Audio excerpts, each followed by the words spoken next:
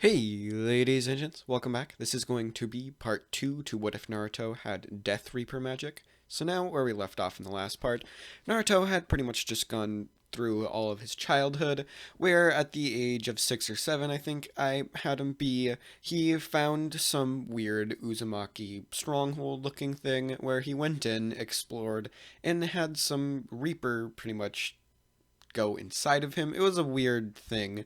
The Reaper then undid the seal on Kurama, but threatened Kurama that if he completely took control over Naruto, that he would I don't know exactly how that conversation went, but Kurama isn't going to try to completely take control over Naruto now, and Naruto gets a pretty much complete change in character over to that of more of a darker and to himself kind of character, and he doesn't go around pranking people and stuff like that. So where we pretty much actually ended up leaving off, he met at the gate with Tazuna and the rest of Team 7, and they were about to leave for their C-rank mission, and that's where we're going to jump back into the what if. So, without further ado, let's get started. So, with them pretty much meeting at the gate, they leave, and they continue on their walk until Kakashi sees a puddle. Naruto doesn't really notice this. This is because he's smart and all, but he isn't really he's not as smart as Kakashi, let's just say that. He doesn't have that battle experience. So Naruto doesn't notice this. However, when the two Chunin brothers actually do attack, Naruto just kind of says, this is way too easy. Why do I even have to try against people like this? As he disappears. He reappears behind the two Chunin brothers, with his hands on both of their shoulders. He smiles as he slams them down into the ground, and he restrains them using his pretty much weird compressed flames. And Kakashi's like, oh, I didn't even have to fake my death and he was there. That was even faster than I could move. And they continue on walking until Naruto senses something. It's a massive amount of bloodlust coming from behind them. He decides not to mention this due to him wanting to have a good fight, and a mist rolls over. Kakashi yells duck as a giant sword flies over, but Naruto just smiles at this, and he stands up and turns around. Conjuring his scythe, he stops the sword in its tracks. It falls to the ground, and Zabuza looks at it, wide-eyed and impressed. He's like, a kid managed to stop my sword, and I threw that thing full power. And Naruto now says, come out, I know exactly where you are. And Zabuza now walks out, and he goes to pick up his sword. And Naruto swings his scythe, making a massive gust of wind that completely dissipates the mist. And he's just like, Kakashi, stay back. I want this one for myself. And Kakashi's just like, okay, but you do realize he's an S-rank ninja who assassinates Kage, don't you? And Naruto just says, ooh, even better, I can finally actually test my strength. And Zabuza's just like, yeah, right, you think you can defeat me? You're just a little frickin' puny kid. You can't do anything. And Naruto just smiles at him. And then Naruto falls into the ground, and he reappears right behind Zabuza. And Zabuza's like, what did you just do? And Naruto just whispers the words, Shadow Leap. And this is pretty much just the ability to travel between shadows and different things like that. And Naruto pretty much says the word Shadow Leap and appears behind Zabuza, right where his shadow was. And he begins to swing down his scythe now.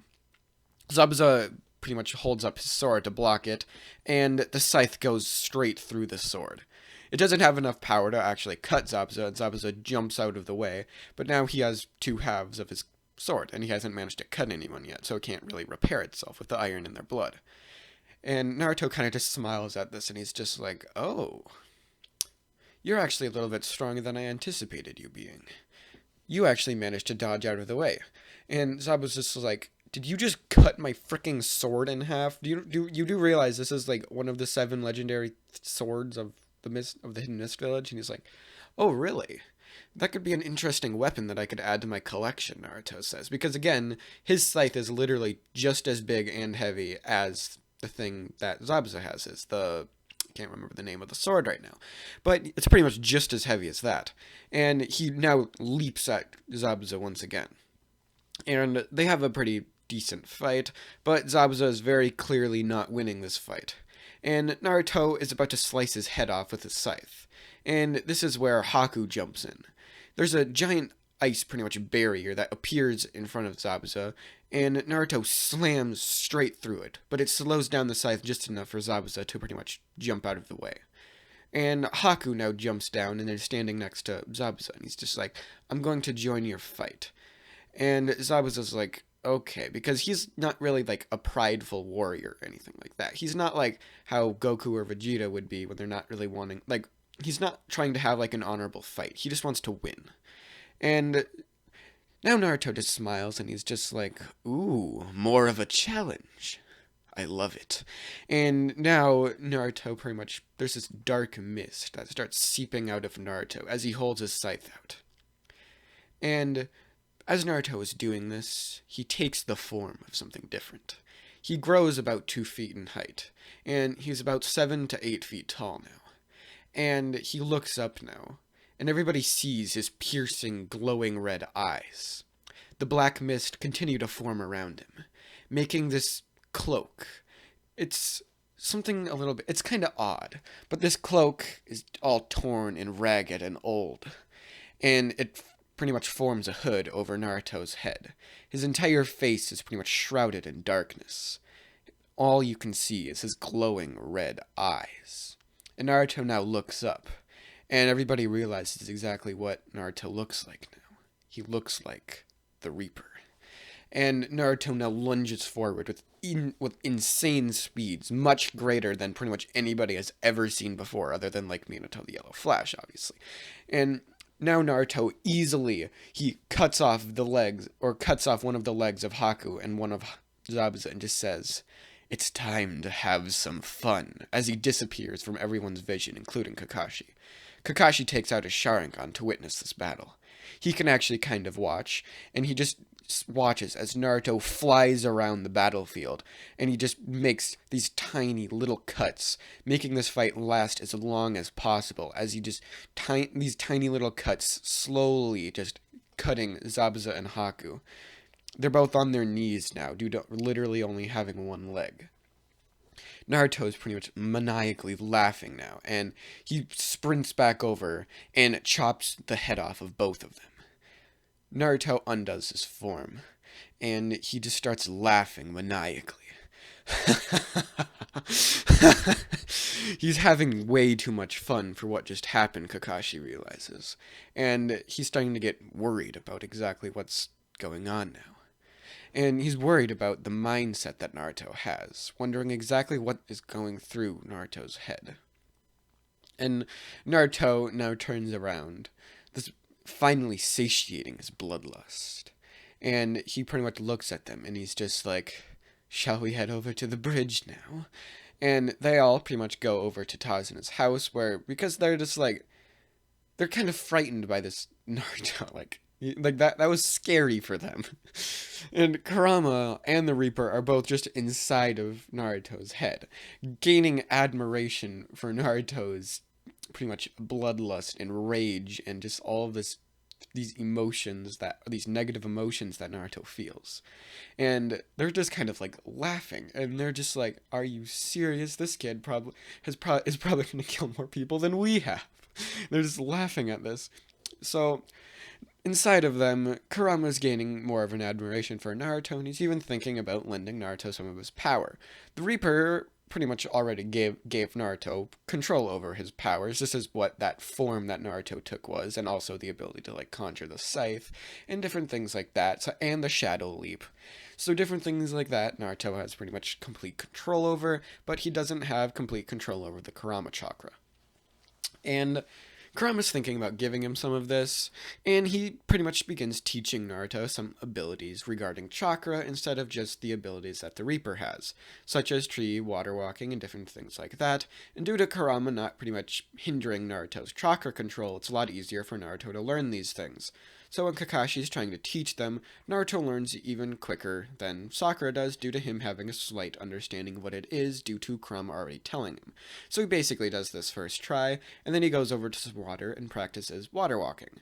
He does this after probably a few minutes of trying, and then he goes in to pretty much meditate, trying to gain more control over his own abilities and gain pretty much mastery over everything.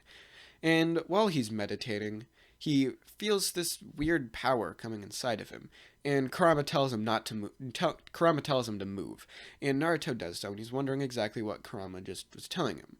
And Naruto was wondering what this thing he was sensing was, and Kurama tells him it was sage or natural energy, and he's just like, you just pretty much managed to sense the natural energy all around you, and it was beginning to absorb into you. But if you had continued going on like that, you would have pretty much been turned into stone because you don't know exactly how to control it yet. And Naruto's like, interesting, okay. And he's like, that's kind of odd, I'm not gonna lie. So Naruto pretty much could kind of enter Sage mode if he really needed to, but he doesn't really want to risk it due to him being told by Kurama that he could pretty much get turned into stone. So they head over to the pretty much bridge, and they finish building it. It does not get named the Great Naruto Bridge because Tazuna has like immense amounts of fear for Naruto right now just because of that fight that he had and the menacing tone in his voice and different things like that. So they go back to the village, and Kakashi informs Hiruzen of all the things that Naruto did during the pretty much mission. And Hiruzen is thinking about this, and he's just like, it's pretty likely that he's going to become some kind of pretty much S-rank rogue ninja at this point.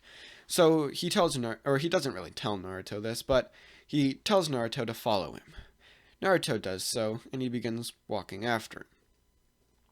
Hiruzen pretty much leads Naruto underground, and Naruto's looking around. He sees these cages around, and Hiruzen pretty much tells Naruto to put these on, and he does so.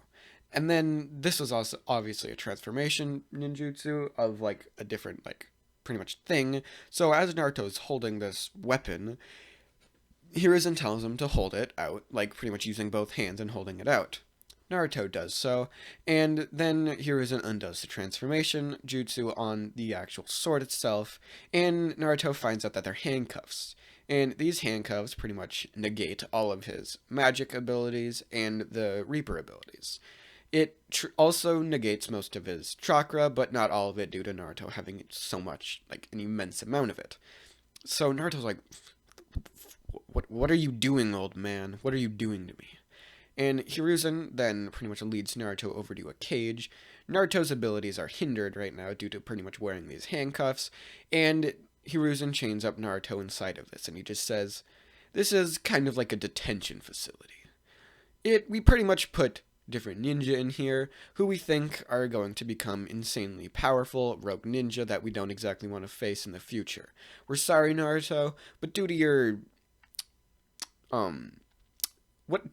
actions, I guess you could say, in your last mission, we're putting you in here. Naruto's like, you're kidding. And Hiruzen's like, sorry, but no, we're not. And Naruto's like, great.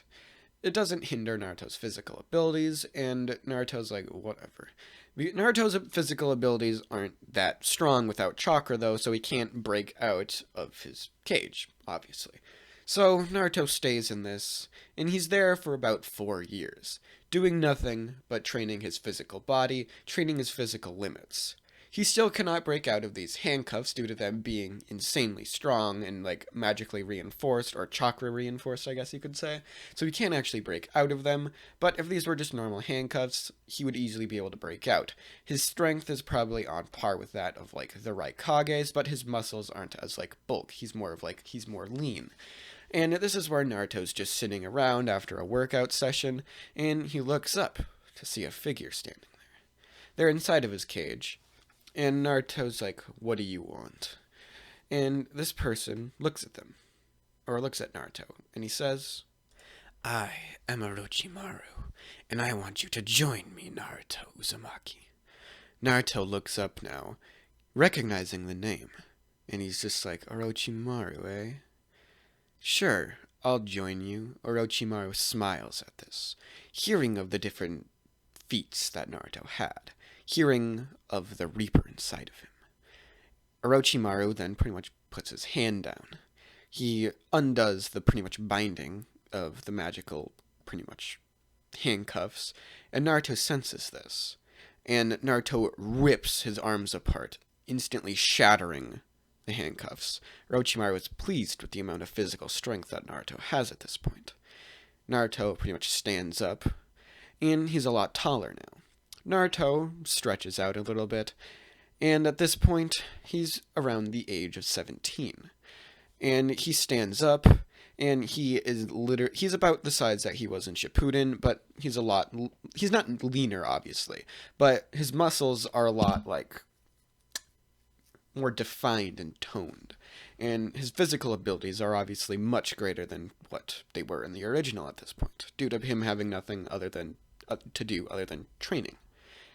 The only reason he really stayed any amount of pretty much psyche at this point, any like retention of his former self at this point, was due to him talking with Reaper and Kurama. So Naruto gets out, and he follows Orochimaru to his hideout. He's heard of Orochimaru, he probably knows that he could pretty easily manage to defeat him, but he wants to see where this is going. And he wants to pretty much be able to kill. It would be easier to do that with having somebody like Orochimaru on his side. So Naruto follows Orochimaru, and Orochimaru can just feel the insatiable bloodlust leaking off of Naruto, with Naruto not really being able to kill for 4 or 5 years. And he leads Naruto to a hideout, and he begins training Naruto. Naruto pretty much trains with him without really any question. This is due to Naruto being like, he wants to gain more strength. Like, he's strengthened his physical abilities, his Reaper abilities, but he doesn't really have that much mastery over his chakra. And this is where Orochimaru comes in to pretty much help him with that. So he gains immense amounts of power. And obviously, the Hidden Leaf Village is insanely worried due to Naruto just suddenly disappearing, and they haven't seen him for a number of years. And this is where the pain attack on the village happens. The village is absolutely decimated. Tsunade would still be Hokage at this point, and Hiruzen would be dead. So, the pain pretty much, like, the village is just gone. Pain pretty much kills everybody in his search for Naruto. And they actually do end up telling him that Naruto disappeared from the village about 2 years ago. And Pain's like, okay, interesting. Or about a year ago, rather. And he's like, okay, do you know exactly where he is? And they're like, we don't know exactly where he is, but we suspect that he's with Orochimaru. And Pain's like, Orochimaru, huh? Okay. Naruto is training one day with Orochimaru, and he sees an orange-haired man walk up. And Naruto looks over at him, and he sees that it's Yahiko, or the Diva Path of Pain. And he doesn't know who this is, obviously, but Kurama tells him. And he's just like, the Renegon. And he explains all the abilities of the Renegon to Naruto. Naruto's like, okay. And he looks at the Diva Path, and he's just like, are you here for a fight? And the Diva Path's just like, you could say that. I'm here to remove Kurama from you. And all the other 6 Paths of Pain show up, and Nagato, and why can't I remember her name? Konan actually shows up this time, due to them knowing the pretty much power of Naruto. Naruto smiles at this, instantly unleashing his Reaper form with the black mist going around his body, and the scythe appearing. Naruto falls into a shadow, whispering the words, Shadow Leap, and he appears next to pretty much the Paths of Pain. He swings the scythe, cutting off the heads of 3 of them, leaving only the Diva Path, the Animal Path, and the Preta Path left. And he's just like, oh, you managed to dodge. I was going for all 6 of you. Not bad. As he leaps towards the Animal Path, instantly cutting its head off. He then leaps towards the Diva Path, but gets sent flying backwards, not being able to overcome the Shinra Tensei. And Naruto just smiles. He's just like, you're more of a challenge than I was anticipating. Wonderful. As he now leaps towards the Preda path, cutting its head off pretty easily, he then is facing towards the Diva path, which he pretty much lunges forward, and due to him being insanely powerful at this point, he pretty easily manages to take it down. Konan and Nagato fight together, with Nagato being pretty powerful at this point, and the thing is, Nagato is kind of odd. I'm just gonna say, so that Naruto actually has a challenge against him, he doesn't have his, he's not crippled at this point, he's just, I don't know, he's just not crippled, we'll say that. So, Nagato pretty much charges at Naruto now, and he sucks Naruto towards him. Naruto gets pulled towards him, and he begins pretty much ripping the soul out of Naruto. Naruto sees his soul being pulled out, but due to his overwhelmingly more powerful body, he pretty much doesn't even allow this to happen. He is just like, no, as he pulls his scythe up. And as he's about to go down, he can see the fear in Nagato's eyes, due to the time limit not being up for him to use the Shinra Tensei or Chibaku Tensei or anything like that. The time limit is not up yet. And Nagato is looking up at this, and he feels like he's about to die. And he's wondering exactly what's going to happen now, as he closes his eyes, but then he doesn't feel any pain, and he looks up to see bluish purple hair, and blood all around, and he realizes exactly what happened, as Naruto starts laughing, as his scythe digs deep into Konan's body, cutting her in half, leaving only Nagato there, and he's just like, this is what pain is, as he looks up now, and he screams at Naruto, summoning the Gedo Mazo. Naruto just smiles at this, laughing even more, as he lunges towards Nagato, realizing that this is pretty much the best fight he's ever had so far. And he slams the scythe into Nagato's gut, and the scythe goes straight through, cutting him clean in half. And Nagato's like, ugh, I lost to a kid? Or he's not really a kid at this point, to him? To the Nine-Tails Jinchuriki? And he's mad, he's angered by this. All the 6 paths of pain, Nagato and Konan, are all dead now. And Orochimaru is just laughing in the background, knowing the pretty much immense force that is Naruto at this point. And Orochimaru is just laughing. And he then gets an idea, and he walks up now, and he says, good job, Naruto. And he then looks down, and he grabs Nagato's body, taking the eyes.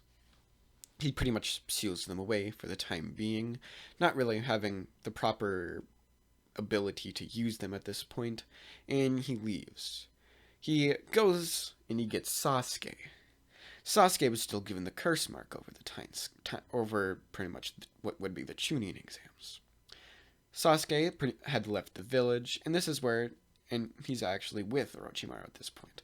Naruto had never actually seen him, and this is where Orochimaru goes, and he tries to take over Sasuke's body.